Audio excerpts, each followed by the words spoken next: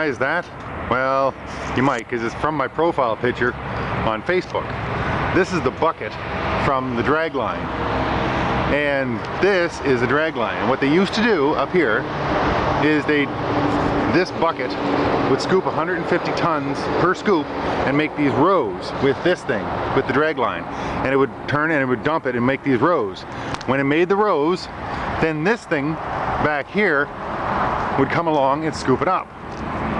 Now, this is what they call a bucket wheel. Now, the reason they call it a bucket wheel is because on the front of, on this bucket, or I should say rather on this wheel, there's all kinds of buckets, and they're huge.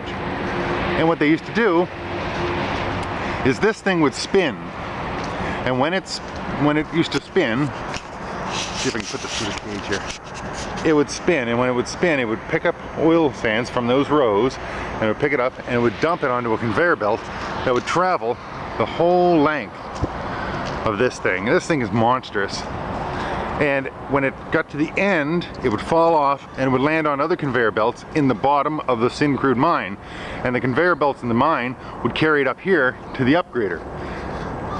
And they used to produce an awful lot of oil with this. But the problem was, when it broke down, it would be a phenomenal breakdown because it would cost them millions of dollars in oil every hour that they had to repair it.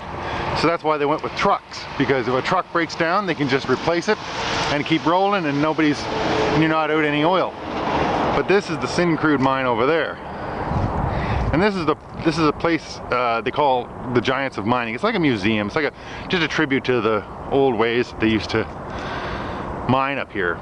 But they're pretty amazing just because they're so bloody big.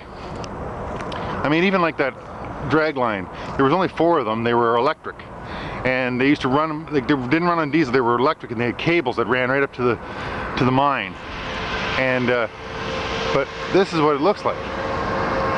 And those buckets would spin, and like I say, they would carry it all along, and then it would be like a big conveyor belt, and it would just go all the way up to the upgrader. But this is where I'm at. And this is what it looks like here at the Giants of Mining. And this is north of Fort McMurray. This is just outside of the Syncrude mine. Well, actually it's right beside the Syncrude mine, because that's Syncrude right there. And actually, that mine at the widest point is 60 kilometers across. It's a pretty big, huge black hole, but it's just natural oil sands. It's algae. It's just a bottom of an ocean. But yeah, so that's where I'm at. But I just thought I'd make this little video so you could just get an idea of what it's all kind of like up here.